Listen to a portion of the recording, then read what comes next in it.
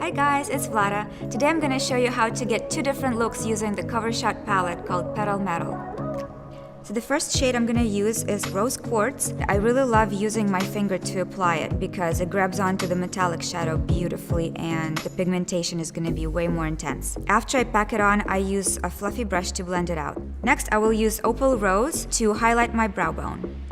For a softer look, I love using matte eyeshadows to create my eyeliner. I'm using a matte brown shade to wing out my liner and then blend it out slightly. Next, I will use Opal Rose to highlight my inner corners. I love to pack on the color first and then blend out the edges. And the very last step is mascara, and you're done.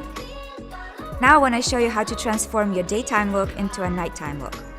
First, I'm gonna darken the inner and outer corners of my eyes. I'm using a fluffy blending brush to blend out the edges. And to help the blending, I will use Nude Rose. It's a matte taupey eyeshadow. Next step, I'm using Floral Support and I'm applying it in the center of the lid with my finger and using a fluffy brush to blend out.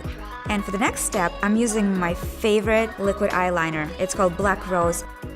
To finish off the look, I will use a matte brown shade on the lower lash line and smoke it out.